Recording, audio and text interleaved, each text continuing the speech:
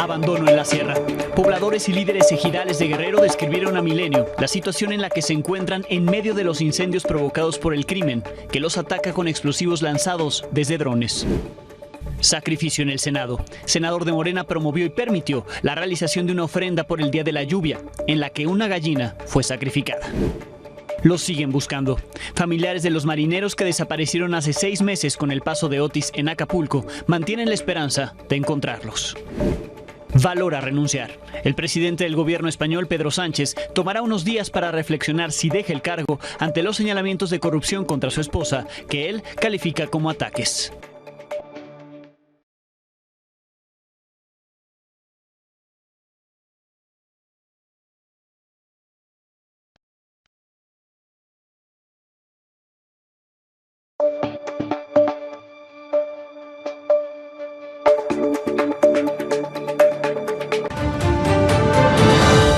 Muy buenas noches, habitantes del municipio de Coyuca de Catalán, en Guerrero, están desesperados porque no paran los ataques con drones de la familia michoacana, que en medio de la sequía que azota esa región han provocado incendios forestales. Milenio obtuvo sus testimonios y tuvimos acceso a un mapa desarrollado por ingenieros especialistas que muestra los daños en la reserva de la biosfera de Tucuani, en esa región de la Tierra Caliente. Este es un trabajo de Pablo Maldonado y Javier Trujillo. Guerrero está en llamas y no hay apoyo municipal, no hay apoyo del gobierno del estado, ni siquiera pronunciamientos. Así describen la emergencia autoridades ejidales de Coyuca de Catalán, Guerrero. 3.000 hectáreas de bosque han sido consumidas por incendios provocados por bombas caseras enviadas con drones por la familia michoacana. Milenio tuvo acceso a un mapa desarrollado por ingenieros forestales de la región, donde identifican las zonas afectadas, localizadas en la biosfera Sierra Tecuani, decretada área natural protegida apenas el 8 de enero pasado. En rojo es donde está quemado. En un incendio son aproximadamente 1.000 hectáreas, un poquito más. En el otro, al momento lleva 400 hectáreas de incendio. Los ranchos es lo que se va a quemar ahorita porque no estamos atacando allá. Estamos haciendo todo lo posible de que no entre a los macizos forestales de alto impacto social. Los habitantes de los ejidos El Durazno y San Antonio de las Tejas solo han recibido apoyo militar. En San Antonio, el lunes pasado se reportó una conflagración que hasta hoy ha consumido 400 hectáreas del área protegida. Aproximado de 20 militares nos dieron un apoyo importantísimo que todos los aplausos, los laureles los tiene la Sedena. Sí, o sea, ellos nos han apoyado en el sentido de la seguridad, asistieron al lugar donde estaban tirando los drones y al menos los hicieron que se salieran, ya no volvieron a tirar más drones y poder nosotros de inmediato empezar a combatir el incendio. Se instaló un centro de acopio para llevar alimentos a más de 1.000 familias afectadas por estos ataques del cártel de la familia michoacana. Los pobladores enviaron una carta para pedir apoyo a la gobernadora Evelyn Salgado. Esa gente está muy desesperada arriba en la sierra. Ya un año con los ataques de la FM, no pueden salir a trabajar al campo, ya se quedaron sin comida. Ahorita los incendios forestales. Ahí medio trabajaban las maderas, pero pues ahorita este año pues ya no se ha podido trabajar. Es que la gente está desesperada. Con información de Pablo Maldonado y Javier Trujillo, Milenio Noticias. En más de Guerrero, la violencia no para. Hoy en Chilpancingo fue localizado sin vida Benjamín Adame Pereira, el subsecretario de Educación de ese estado. La Fiscalía Estatal informó que el funcionario fue asesinado con un arma blanca, por lo que inició ya una investigación por el delito de homicidio, aunque no se dan más detalles. La gobernadora del estado, Evelyn Salgado, lamentó el asesinato en sus redes sociales e hizo un llamado a la Fiscalía para que esclarezca este homicidio. El gobernador de Guanajuato, Diego Sinue Rodríguez, tardó un par de días en pronunciarse sobre el asesinato de 2 paramédicos en Celaya. Hoy, al hablar del tema, criminalizó a las víctimas. Dijo que las ambulancias atacadas el lunes estaban ligadas al crimen organizado. Hay que decirlo, ¿no? Estas ambulancias estaban relacionadas con un grupo criminal. hay que decirlo, parte de la investigación, inclusive quienes se encuentran fallecidos, hay algunos datos ahí que se tienen de que estaban relacionados con grupos delincuenciales, pero ya la investigación, lo diré, yo les puedo adelantar eso. No están cooptados, muchos de ellos los tienen financiados por otros. Acuérdense que tenían clínicas donde atendían a sus heridos y tenían este tipo de situaciones. Hay que revisar, ya habíamos clausurado algunas clínicas en Celaya, hay que volver a retomar con la nueva secretaria Ligia la revisión de todos estos servicios que se prestan. Mientras eso dice el gobernador de Guanajuato, amigos y familiares de Jesús, uno de los paramédicos que fueron asesinados, le dedicaron mensajes de despedida en redes sociales. Compañeros de trabajo, conocidos, aprovecharon las publicaciones para exigir justicia. Jesús era casado, lo recuerdan como una persona íntegra. En este espacio pudimos conversar con uno de sus amigos, quien nos contó sobre la actitud altruista que tenía el paramédico asesinado. Él perteneció a varias corporaciones de emergencia aquí de la ciudad, como lo fueron Cruz Roja y Bomberos, para posteriormente él hacerse de su propia ambulancia y cubrir eventos y ayudar a la ciudadanía. Siempre fue una persona íntegra en todo momento, nunca se le vio haciendo, pues digámoslo así, cosas extrañas. Y además, para pertenecer a unas corporaciones Bomberos y Cruz Roja te piden carta de antecedentes no penales. No sabemos de verdad luego con quién estamos hablando, o en nuestro caso a quién estamos atendiendo una emergencia, porque pasa también que ellos por venganza de algo que, no sé, ellos cosas que tomen a mal y toman ese tipo de represalias. Ahí está el testimonio, ahí está lo que dicen sobre ese paramédico, en contraste con lo que el gobernador insinuó en su declaración. Como veíamos, los tacha de vínculos con el crimen organizado. En Colima, por 2 días consecutivos, grupos de la delincuencia han incendiado vehículos del transporte público. La mayoría de las colonias afectadas eran conocidas por ser bastiones del cártel de Colima, pero el cártel Jalisco ha intentado entrar en ellas desde hace tiempo. Este miércoles, choferes y concesionarios realizaron una protesta frente a la Casa de Gobierno por la inseguridad que están viviendo en Colima. Dejaron la capital sin servicio de transporte público durante 3 horas. Esto dijo el subsecretario de Movilidad de ese estado tras reunirse con los transportistas y con un chofer de transporte público. Con la discreción del mundo se quedaran porque son temas de seguridad que no se pueden. ¿Por qué discreción? ¿Por qué discreción a un tema de seguridad que impacta a la ciudadanía? No solamente a choferes, sino también están viendo afectados. No, porque fue particulares. A ver, permíteme. Fue un acuerdo interno y yo no puedo romper acuerdos. Porque si ahorita es contra los carros, al rato viene contra uno. Un saludo para lo que tiene la mamá. Y no es justo. Los patrones están perdiendo. Pierde el patrón y pues pierde uno también porque pues, el carro quemado, pues cómo va a trabajar. En Oaxaca se investiga a mandos de la Policía Estatal que tuvieron la ocurrencia de participar en un video musical. Habrían permitido la utilización de equipo y elementos, así como recursos públicos para la grabación, que además puede interpretarse como apología de la narcocultura. Se trata del videoclip de una canción de Pablo del Ángel, El Oaxaco. Esta tarde, el titular de la Secretaría de Seguridad, Iván García Álvarez, anunció que se indaga este caso. Aquí lo que dijo el funcionario y un fragmento del video en el que participaron los elementos. Ese seguimiento que están dando a mostrar en ningún momento fue autorizado ni por la Secretaría ni por el Secretariado.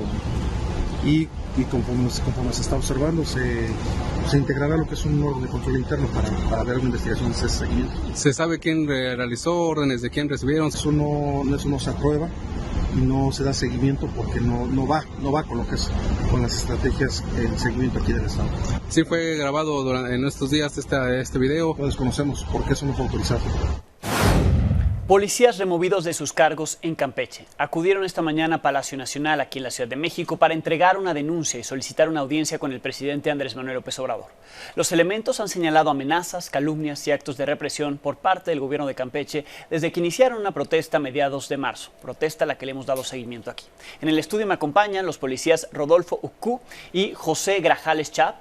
Buenas noches, bienvenidos. Buenas noches. Bienvenidos. Mucho gusto. Buenas noches, mucho gusto. ¿Qué les dijeron en Palacio Nacional? ¿Lo recibieron? ¿Les dieron largas? ¿Alguna fecha tentativa para hablar con ustedes? Primeramente sí nos recibieron el documento. Okay. Aquí lo podemos exhibir. La carta para el presidente de la República.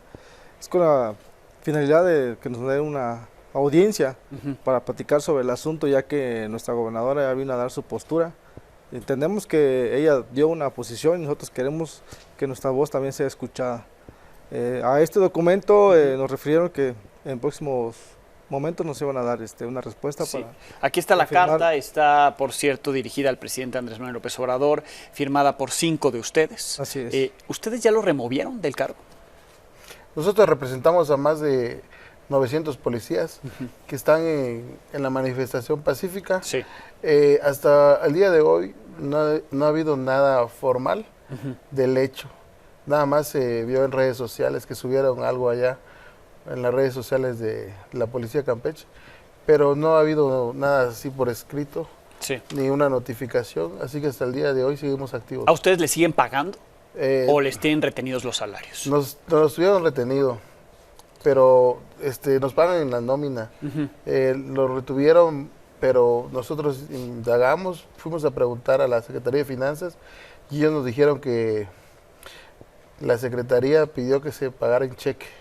Entonces estuvimos viendo la manera que nos los pagaran y pasó más de 20 días para que nos dieran nuestros cheques. Sí. Eso fue un acto de represión de la gobernadora hacia nosotros. Hemos visto actitudes, por ejemplo, les han quitado la gasolina, intentaron quitarle las patrullas, no sé si cuentan ya con ellas. Hemos visto rondines de los propios vecinos ante la falta del transporte para ustedes, para poder estar haciendo esos operativos. ¿Qué otras cosas les han hecho un poco para intimidarlos y para que dejen la protesta? Pues, aunado a todas las situaciones que usted mencionó, pues lo que han hecho es de que no nos quieren de repente recibir los detenidos en la fiscalía. No nos quieren recibir igual. Ustedes detienen personas, las llevan a la fiscalía y se niegan a recibir a los detenidos. Así ha sucedido en unas situaciones. Igual nos han bloqueado las cuentas para el RND, para el Registro Nacional de Detenciones. El acceso, no da acceso a nuestras claves, la han bloqueado. Estamos hablando de todos los policías que se encuentran en la manifestación pacífica. ¿Ustedes qué es lo que piden? Entendemos que incluye entre las peticiones que remuevan a la secretaria de Seguridad, pero hay otras peticiones y hemos mostrado también imágenes en las condiciones en las que están trabajando, ¿no? En pésimas condiciones, las instalaciones, el equipo. ¿Qué les han cumplido en estos tiempos o simplemente los han ignorado? Hasta el momento nada. Nada. Y lo único que estábamos pidiendo es el principal, la remoción de nuestros mandos. Las situaciones posteriores que nosotros pusimos en un pliego petitorio ya fue en base a nuestras necesidades, pero el principal es que nuestros mandos superiores sean removidos por el fallido operativo del Cerezo de Coven. Sí, ¿qué responden ante los señalamientos de la gobernadora sobre que esto tiene fines políticos, que hay políticos de oposición, del PRI o de Movimiento Ciudadano detrás de ustedes? No hay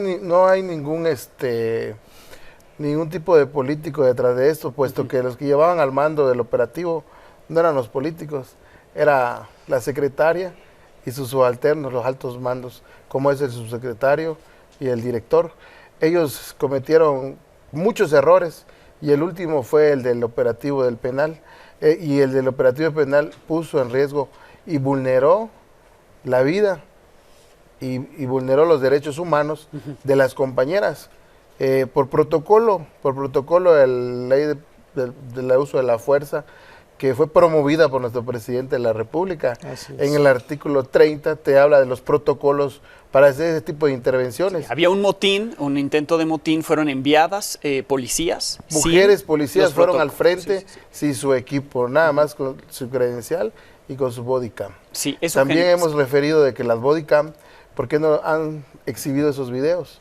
Existen esos videos. Existen, deben de existir. La gobernadora ha dicho que está abierta al diálogo, se ha reunido con ustedes ahí, ha sacado un micrófono y demás, pero no ha avanzado la negociación. ¿Por qué consideran que está detenida y si ven una posible salida al conflicto? Nosotros igual estamos abiertos al diálogo. Sí. Desde un principio hemos manifestado esta posición. La situación que ha hecho el gobierno del Estado con nosotros, que nos ha querido imponer, digamos de muy manera arrogante. Sí, arrogante y con ventaja, puesto que el secretario de gobierno, quien hasta hace unos momentos era el que nos estaba llamando al diálogo, él quería presidir la mesa de diálogo, pero contar con 15 asesores. Y a nosotros solamente nos está diciendo que seamos 6 elementos, pero que no tengamos un asesor jurídico. ¿Cuántos son los elementos inconformes? Nosotros somos 944 de la operatividad, más 150 del C5. Para un total de más de 1000.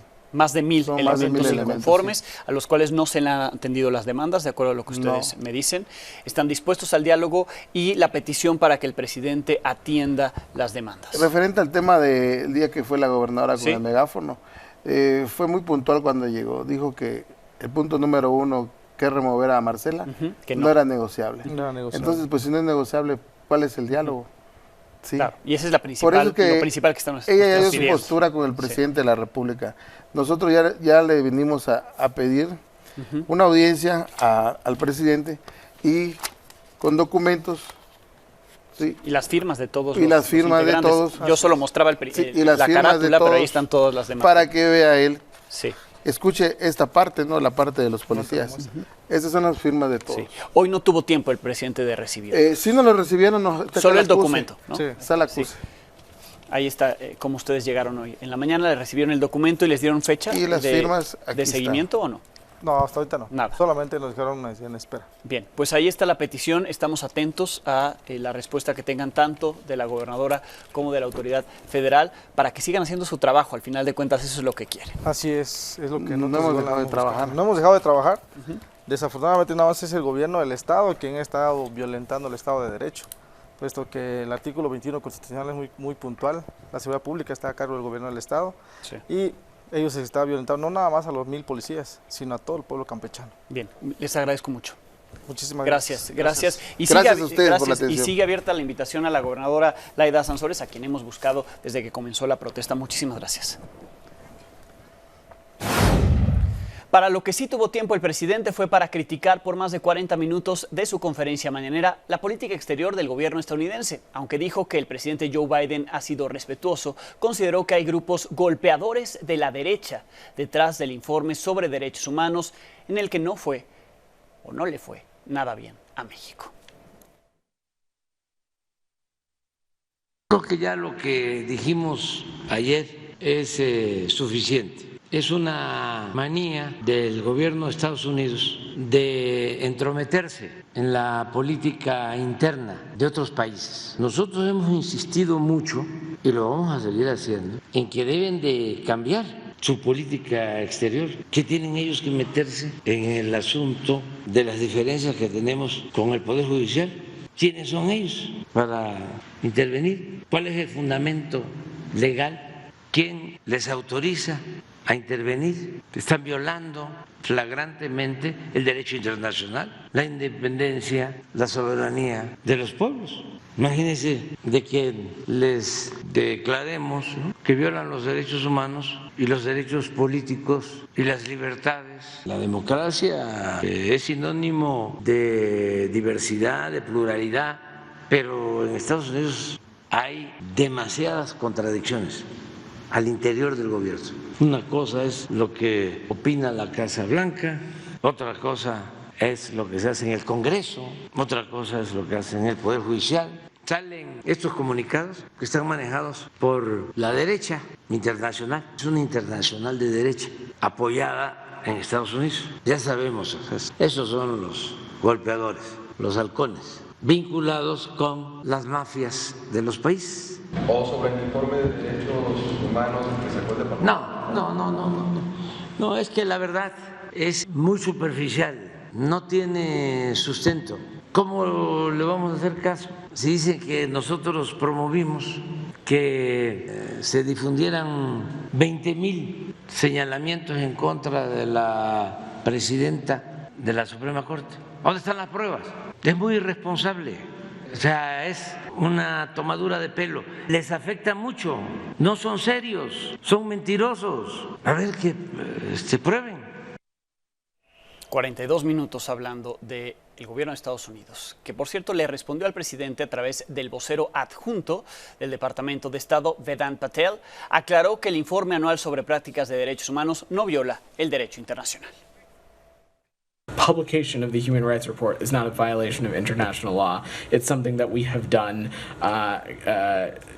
every year that this secretary has been secretary, and for every year almost before that. I can't think of a year in which the State Department, across administrations, across secretaries, have issued human rights reports. Again, I've said in this a number of times this week, the Human Rights Report is not an United States assessment on these various anecdotes and entries that are in there. It is a compilation of entries made from credible inputs, media organizations, government organizations, civil society actors, our embassies and consulates who input these specific entries. And as it relates to the section on Mexico, I just am not going to speak to these specific entries. La Cámara de Diputados tuvo un día de sesión maratónica. Primero aprobó las reformas a la ley de amparo que impiden la suspensión general de leyes y actos declarados inconstitucionales en juicios de este tipo, y sus medidas solo se aplicarán a quien promueve el recurso sin que tenga efectos generales. Morena impuso su mayoría, mientras que la oposición adelantó que presentará la acción de inconstitucionalidad en la Suprema Corte. A las 7:30 de la noche comenzó la discusión de la reforma a la ley de amnistía, que esta mañana defendió el presidente como útil para el caso Ayotzinapa. Así ha estado el debate. Los vamos a acusar con sus mamás y sus abuelitas porque les quieren quitar las pensiones y no se van a poder amparar. Quieren hacer esto porque están muy molestos con el Poder Judicial Federal. Les molesta la autonomía. Tenemos que ser prudentes, mesurados y no confundir a la ciudadanía que está harta de mentiras.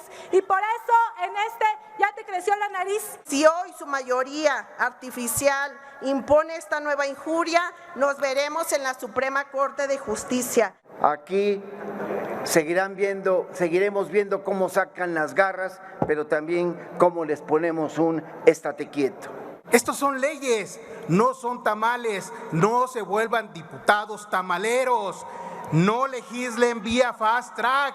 Que Dios los bendiga y que los juzgue también. ¡Qué vergüenza que ofenda de esa manera a las personas que se ganan la vida en las calles vendiendo tamales que seguramente se comen ustedes, seguramente sin bolillo porque engordan! Recuerdo, les dijo un día don Porfirio Muñoz Ledo: chinguen a su madre, qué manera de legislar.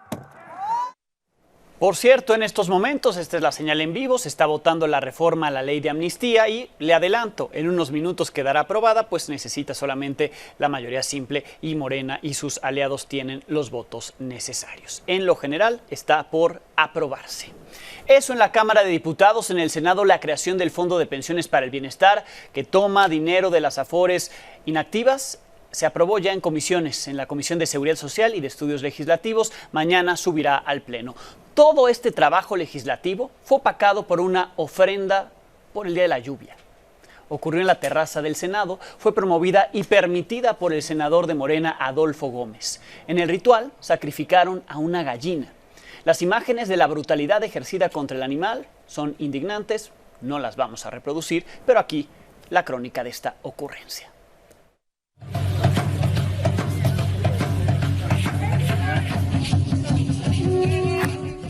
Como si se tratara de una película surrealista, esta mañana en el Senado una gallina fue decapitada como parte de un ritual al dios Tlaloc organizado por el morenista Adolfo Gómez, quien justificó el sacrificio como una práctica de usos y costumbres.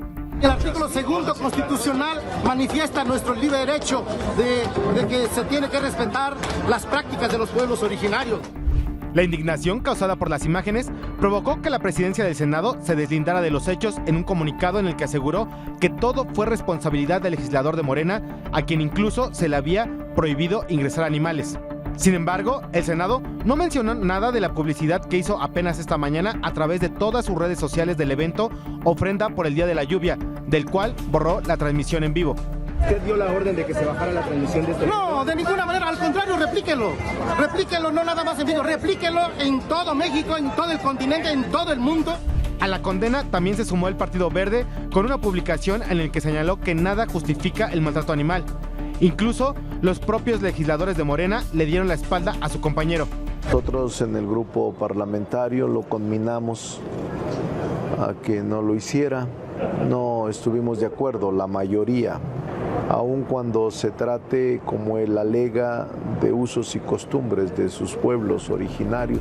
La Ley de Protección a los Animales de la Ciudad de México prohíbe en su artículo 25 el uso de animales en la celebración de ritos y usos tradicionales que puedan afectar su bienestar, mientras que el Código Penal capitalino sanciona con 2 a 4 años de prisión y hasta 400 días de multa a quien cometa actos de maltrato o crueldad en contra de animales, algo que al senador Adolfo Gómez le tiene sin cuidado. No hay necesidad que lo aplique. Al contrario, yo exijo que se aplique la ley. Todo es violento. ¿Quién de ustedes no come gallina? ¿Quién de ustedes no prueba pollo? ¿Quién de ustedes no prueba res? Milenio Noticias. En la bitácora de las campañas presidenciales, Claudia Sheinbaum visitó 3 entidades en San Luis Potosí, descartó cambios importantes en las preferencias electorales tras el segundo debate presidencial que será el próximo domingo. En Tamazunchale defendió a la candidata al Senado de Morena, Rita Rodríguez, la hermana de la secretaria de Seguridad, Rosa Isela Rodríguez, ante una audiencia que no se callaba cuando ella estaba hablando. Militantes del Partido Verde que apoyan a otra candidata la estaban abucheando. Por la tarde, Sheinbaum estuvo en Hidalgo y en la noche visitó Veracruz. Jorge Álvarez Maínez estuvo en Nuevo León, fue a La Ibero, Monterrey. Ahí se pronunció porque México tenga una política exterior que se aleje de coyunturas político-electorales y que no se paguen favores con embajadas o cargos en el servicio exterior. También estuvo en los estudios de Telediario, habló del segundo debate presidencial, dijo que no caerá en ataques a las candidatas y sí, bailó. Xochitl Gálvez no tuvo actividades públicas, pero en sus redes sociales subió un video en el que una ciudadana de Guaymas, Sonora, detalla la inseguridad que se vive en esa ciudad. En otro video, Gálvez hace un recuento de las actividades que tuvo en Ciudad de México en estos días. La doctora tiene el...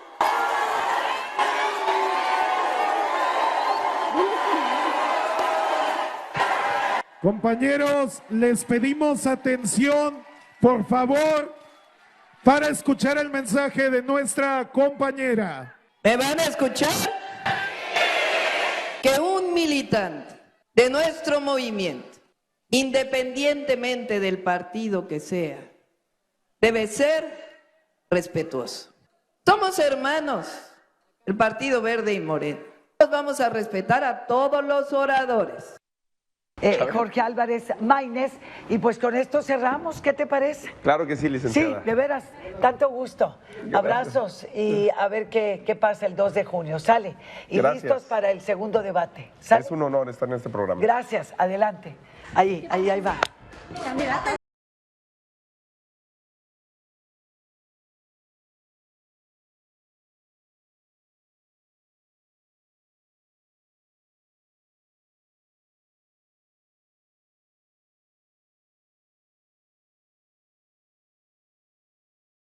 Y lo primero que quiero es que los niños, desde que nacen, sean felices.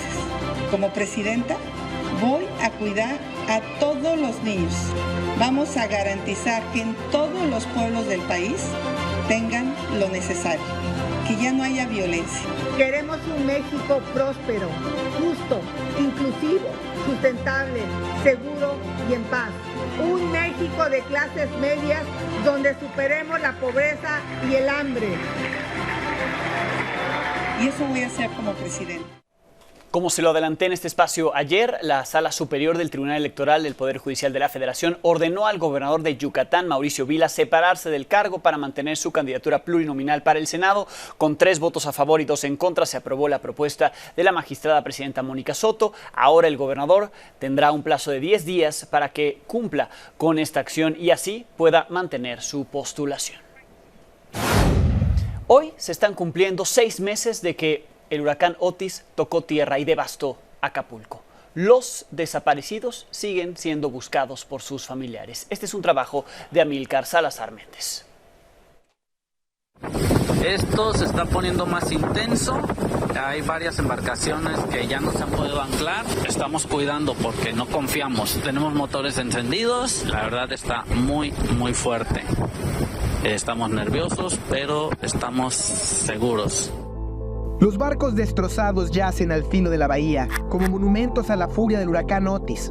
Antes, era el Club de Yates Acapulco. Hoy, apenas se puede ver nombres como Deja Vu o Santa Lucía, dibujados en los cascos de fibra de vidrio, como si se tratara de epitafios de este cementerio. Y en memoria de los marineros o integrantes de las tripulaciones que aún están desaparecidos. Los familiares tienen registro de 26, pero el gobierno federal elevó la cifra a 32. Aquí enfrente podemos ver el lugar donde se encontraba la embarcación donde mi hermana desempeñaba el puesto de hostel. Y el 25 de octubre, la tormenta se extendió por toda la costera hasta Puerto Marqués, afectando a más de 300 embarcaciones. A ellos les avisaron, creo que el Giro Capitanía, 2 días antes, una alerta de huracán, pero no de ese tamaño. Fue, como dicen las películas, una película de terror. Nosotros le decíamos a mi marido, no vayan. Él decía, me van a correr, me van a despedir. La Secretaría de Marina no ha dejado de buscarlos, con patrullas oceánicas y buzos, pero ha sido infructuoso. Ya se habían encontrado 7 fósiles en diferentes momentos, de los cuales los 7, pues nada más 2 pertenecen a personas. Sé que la Marina hace su trabajo y me imagino que ellos como trabajadores y también hace frustrante. A ellos los buzos bajan a cierto metro, o sea, hay lugares donde no pueden accesar. Yo tengo la certeza que él haya quedado en lo que es Marina Acapulco, que haya quedado ahí su cuerpo, pero puede ser que esté debajo de unas embarcaciones, en las piedras. Medio año ha pasado, pero ellos no pierden la esperanza, no dejan de buscar entre los escombros o bajo el mar. Lamentan que las autoridades no los consideren víctimas de Otis, pues mientras no declaren muertos a sus familiares, no pueden realizar trámites ni solicitar pensiones o el pago de seguros. No podemos proceder en nada porque no tenemos ningún acta de difusión de nuestros familiares, porque no existe ningún cuerpo. Con imágenes de Néstor Patrón, para Milenio Noticias, Amílcar Salazar Méndez. Se acaba de publicar una reacción del gobernador de Oaxaca sobre el video que le acabo de presentar en este espacio, un video que fue difundido en redes sociales, y dice: en relación con el video que circula en redes sociales sobre la Unidad Policial de Operaciones Especiales, he ordenado una investigación interna. En tanto se aclare totalmente la situación, he dado la instrucción de que sean separados del cargo el director de esta Unidad Policial de Operaciones, Rodolfo Montero Arista, el director de Fuerzas Estatales de Apoyo, Gilberto Hernández Villarreal, y el comisionado de la Policía Estatal, Eduardo Gutiérrez Ruiz. Así la reacción del gobernador de Oaxaca, Salomón Jara Cruz.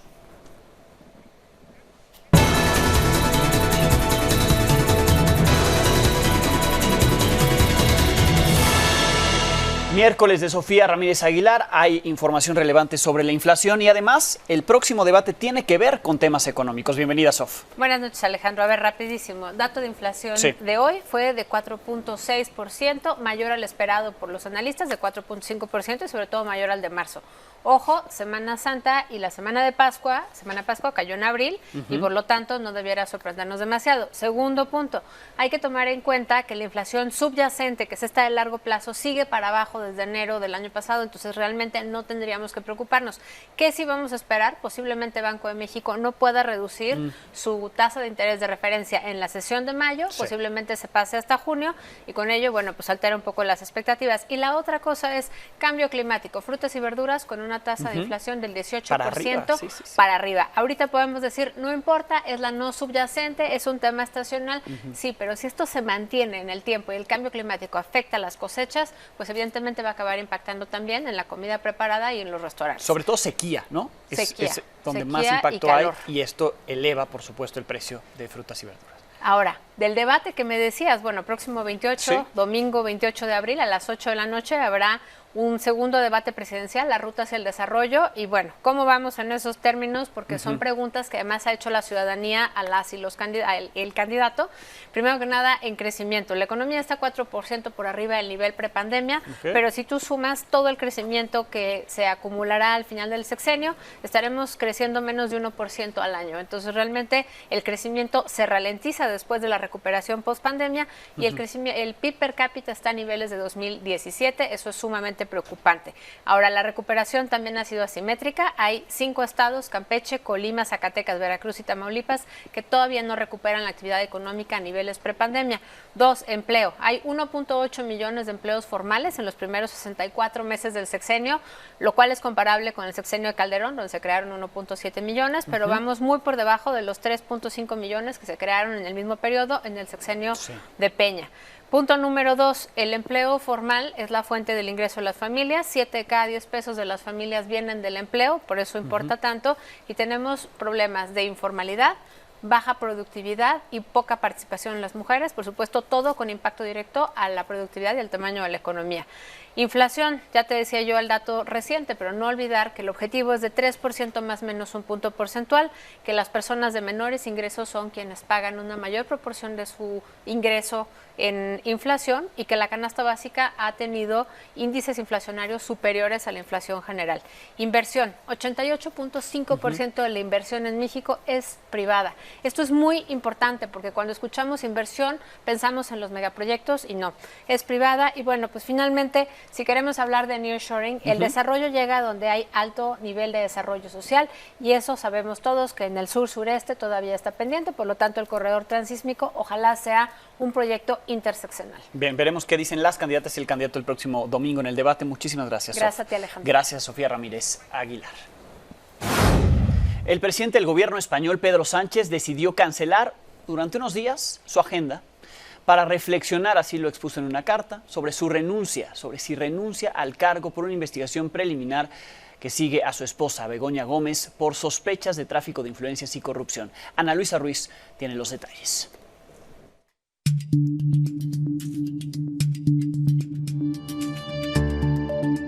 En una carta dirigida a la ciudadanía, el presidente del gobierno español, Pedro Sánchez, anunció que reflexionará si continúa en el cargo después de darse a conocer que su esposa, Begoña Gómez, será investigada, a petición de una organización ultraderechista llamada Manos Limpias, por supuestos delitos de tráfico de influencias y de corrupción. La denuncia contra la esposa del presidente del gobierno español, fundamentada en noticias de prensa, señala que valiéndose de su condición, habría recomendado o avalado con su firma a empresarios para que se presentaran a licitaciones públicas. En la carta, Sánchez explica y denuncia una operación de acoso por parte de los líderes del Partido Popular y extrema derecha Vox, Alberto Feijóo y Santiago Abascal, respectivamente, lo que calificó como un ataque sin precedentes, en el marco de una trama de presunta corrupción por presuntas mordidas durante la pandemia en la compra de material sanitario. Este ataque no tiene precedentes, es tan grave y tan burdo que necesito parar y reflexionar con mi esposa, dice en la misiva el presidente del gobierno español. Y continúa, me urge responderme a la pregunta de si merece la pena, pese al fango en el que la derecha y la ultraderecha pretenden convertir la política, si debo continuar al frente del gobierno o renunciar a este alto honor. Nunca he tenido apego al cargo, sí lo tengo al deber, al compromiso político y al servicio público. Las denuncias señalan que uno de los empresarios que resultó adjudicatario de licitaciones de 10 millones de euros habría organizado después un máster que dirige Begoña Gómez en el African Center del Centro de Estudios de Instituto de Empresa. Pedro Sánchez aseguró que su esposa Begoña Gómez colaborará con la justicia en todo lo que se le requiera para esclarecer esos hechos tan escandalosos como inexistentes. Este mismo miércoles, Sánchez asistió a una sesión del Parlamento donde dijo a los legisladores que tiene fe en la justicia. En un día como hoy, y después de las noticias que he conocido, a pesar de todo, sigo creyendo en la justicia de mi país. La decisión de si seguirá al frente o no del gobierno español la dará a conocer el próximo lunes 29 de abril. Para Milenio Noticias, Ana Luisa Ruiz Hurtado. El cantante y compositor español Joan Manuel Serrat, doctor honoris causa por la Universidad Nacional Autónoma de México, fue elegido este 24 de abril como ganador del Premio Princesa de Asturias de las Artes 2024 por el alcance de una trayectoria artística que trasciende la música.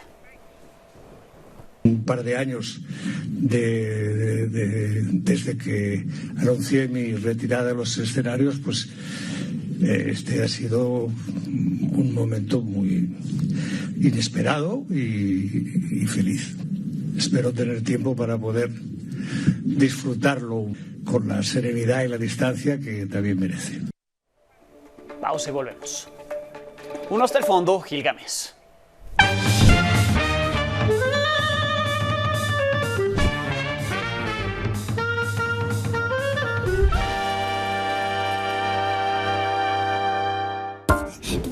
Repantigado en el mullido sillón del amplísimo estudio, Gil leyó este mensaje para Paco Ignacio Taibo II.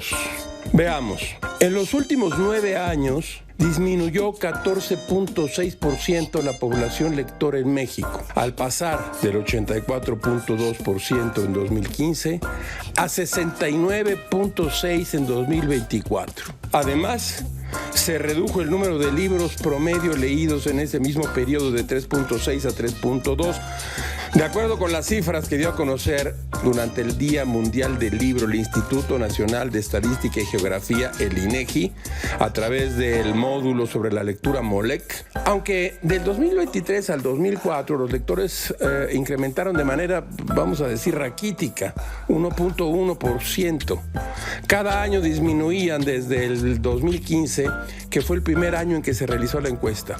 Gil hace una pausa. El informe del INEGI también reveló que en los últimos 9 años también cayó abismalmente la lectura de periódicos, 31.6% al pasar del 49.4% en 2015 al 17.8% en 2024.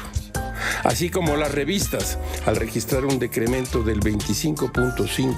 En menor medida, pero sí de manera considerable, también disminuyó la lectura de libros. Como ven, la política del libro, del hombre que se encarga de eso en México, que es Paco Ignacio Taibo II. Todo es muy raro, caracho.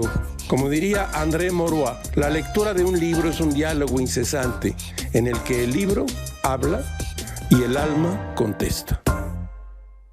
Gracias, Gil. Con esto nos despedimos. Los veo mañana, 22 horas.